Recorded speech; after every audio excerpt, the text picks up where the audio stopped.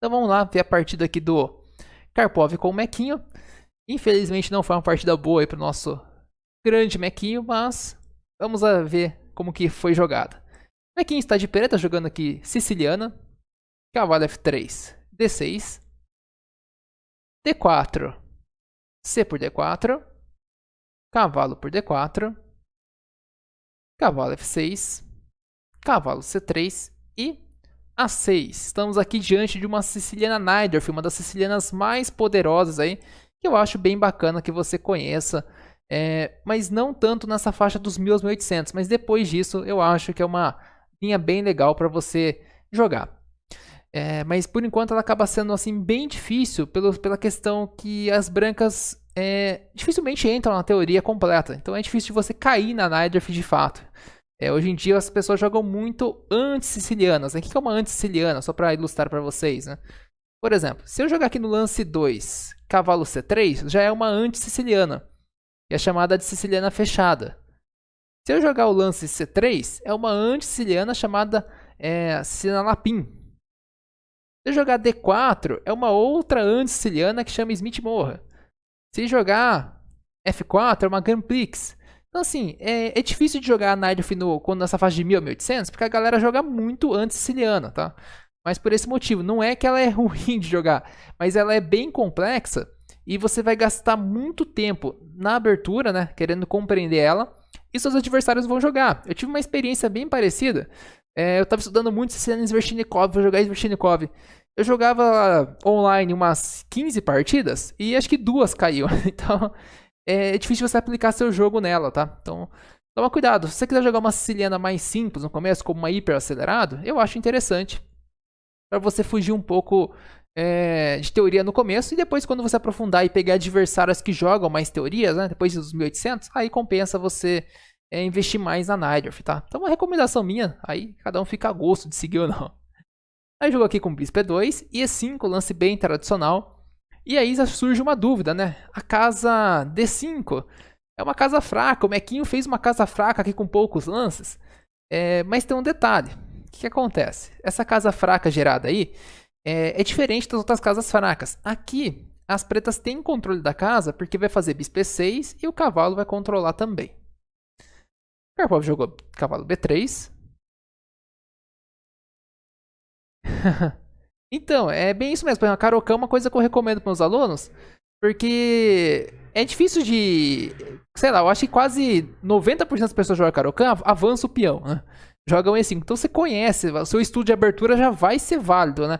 Mas quando você vai estudar uma Najdorf com 1200 de rating, você não vai usar nem 20% do seu estudo, eu acredito. Nada crítica contra a Najdorf, ela é excelente, tá? Isso é nessa questão. E aqui jogou o lance Bispo E6. Bispo E6 geralmente é um lance que espera um pouco para fazer aqui. Muitas vezes jogado primeiro Bispo E7 com receio do lance F4. Mas ele acabou jogando aqui o Bispo E6 primeiro. Essa aí ele apanha, infelizmente, Eduardo. Seja bem-vindo, Josiel. Obrigado. E aqui é o correto, pelo que eu já estudei na Najdorf, tem que jogar Bispo E7 primeiro. E dama C7. A4. Cavalo C6.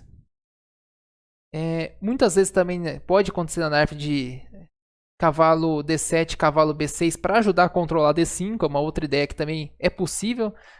Outra ideia também possível é tentar jogar B5 e esse bispo controlar D5 por aqui.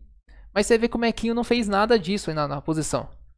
E o Karpov aproveitou, jogou F5. E aqui ele 99, né? Veio bispo captura e C captura. E aí o que vocês viram? Ele perdeu o par de bispos e perdeu o guardião da casa fraca aqui na posição. Então já ficou uma casa comprometida aí pro Mequinho. Veio dama B6. E agora você tá de brancas. Se você tá de brancas, você quer aproveitar a casa D5. Então, como que você faz aí para aproveitar a casa D5 nessa posição aí? Jogam as brancas. Qual seria o lance lógico aí para vocês nesse momento?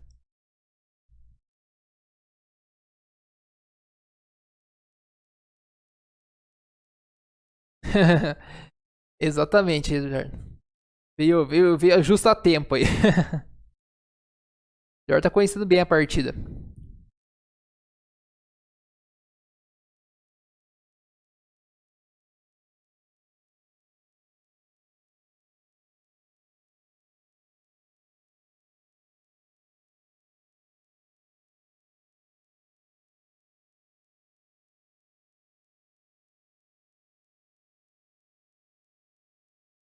O Bispo C4, Lucas, faz todo sentido. É uma coisa que a gente estudou. A Letícia também, Bispo C4.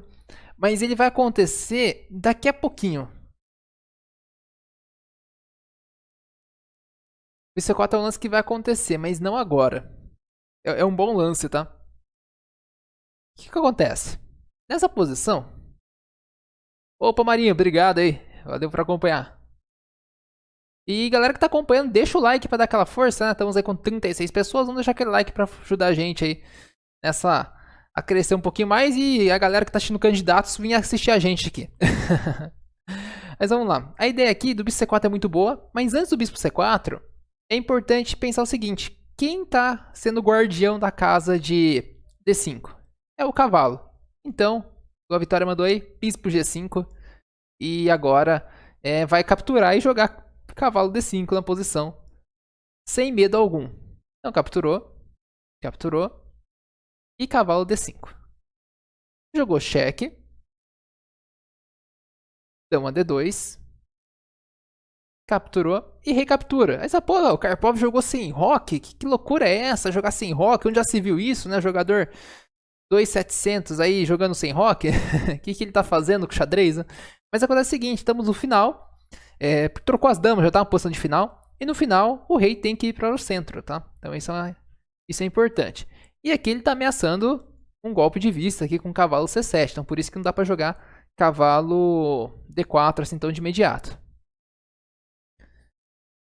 E aqui bispo G5 e rei D3, né? Depois eu vou até acabar essa partida, dar uma passadinha no candidato pra vocês verem como que tá aí, pra galera não ficar pensando ali. E aqui o Mequinho jogou rock. Karpov mandou aqui H4, bispo D8, torre C1 e A5. Jogou rei D2, agora não tem ameaça de bispo cheque. E agora ele consegue passar o bispo dele para jogo. Torre D8. G4. E cavalo B4.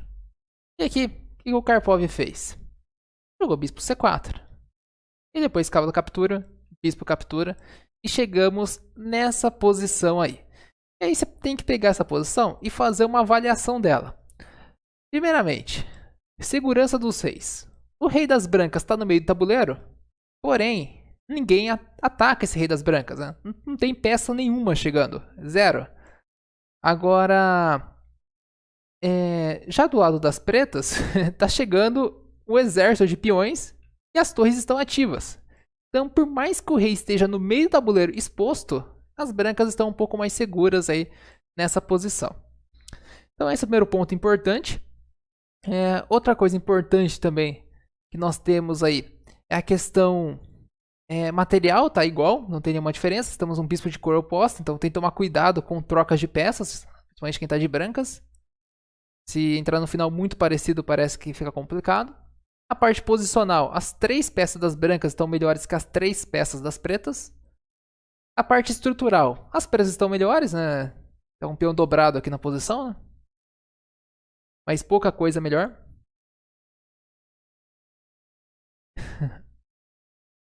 E, por fim, né, não tem nenhuma questão tática na posição. Mas o que você tem que ver nesse tipo de partida? Você tá de branca, você tá com o rei mais seguro e tá com peças ativas. Então, você tem que atacar e por isso jogou o lance G5. Jogou G5 pretas, desculpa, ia fazer 5 brancas. Ele capturou. Captura. E aqui, agora sim que eu tenho que falar sobre a parte de atacar. Aqui, agora o que acontece? Você tá com as brancas, você tem que atacar. E aqui ele quer jogar lance como H5 e continuar o ataque. Mas H5 agora não funciona por questão de bispo G5. Então aqui ele jogou rei D3, saindo do bispo G5. Rei G7. E agora sim jogou H5. E qual que é a ideia dessa posição? Aqui a ideia é que nós chamamos o princípio das duas debilidades. Uma debilidade já está criada aqui, que é a casa fraca. E você colocou uma peça na casa fraca. Agora ele vai gerar debilidades por aqui, deixando o rei do mequinho sem segurança. E a pergunta que fica muitas vezes, né? Mas por que o mequinho não pega e coloca um bispo dele aqui na posição, né? Deixar um bispo forte também, né? Se ele deixar um bispo forte aqui na posição, o bispo vai bater no vazio, né? Porque as torres não jogam. E para você jogar bem a partida, todas as suas peças têm que estar em conjunto aí na posição. Jogou bispo B6, torre H3 e bispo C5. E agora o Karpov faz um lance que eu acho bem interessante e joga o lance torre F1. Mas o que tem de tão interessante em torre F1, né? Lance normal, né? Acontece que torre F1 é aquele lance coringa na posição. Aqui ele ameaça torre F3 e ameaça torre H1. Então ele vai dobrar em alguma das duas colunas aí, sem dúvida alguma. Veio aqui F6. Capturou. Rei captura. E dobrou aqui na coluna H. Jogou torre E8. E veio agora o lance torre H7. E você vai ver como que a posição vai ficando pior pouco a pouco para o mequinho aí. Rei G5 e Rei E2. E agora a pergunta para vocês aí. O mequinho não fez esse lance, mas se ele fizesse Rei por G4, né? O que vocês fariam nessa posição aí de pretas? Como que vocês arrematam isso aí?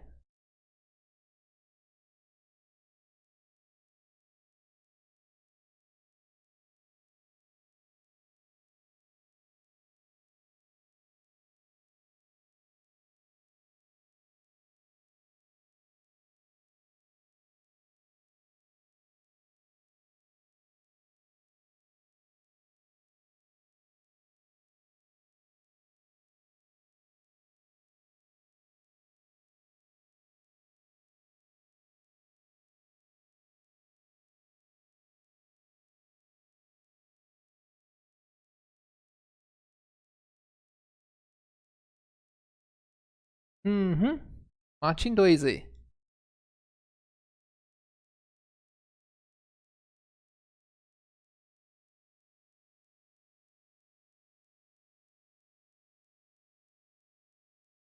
eu ver aqui as 10. Torre G7, torre F1. O torre G1 tem o bispão aqui, ó. Tá escondido esse bispo aí na arte.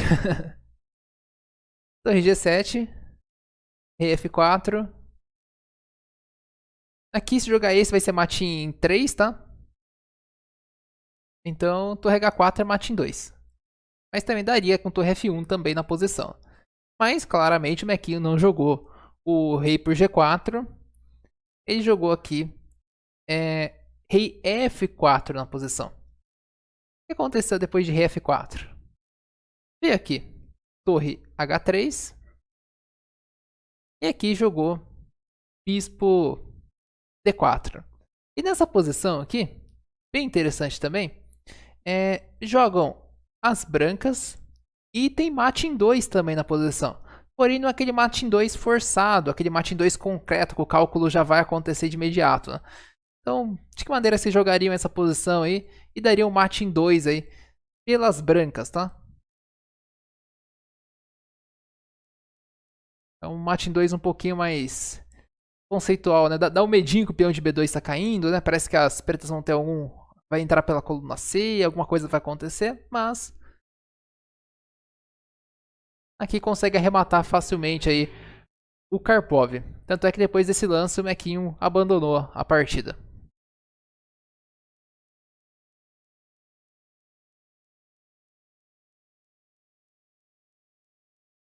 Exatamente, né? É parecido com o anterior, né? A diferença é que um foi forçado, né? E o outro não foi, né? Isso é bem bacana. Mas, Ferrari, eu tenho que ver qual o torneio que foi. Deixa eu ver se tem aqui embaixo na descrição, que quando eu pego o PGN vem. Vou dar uma olhadinha já.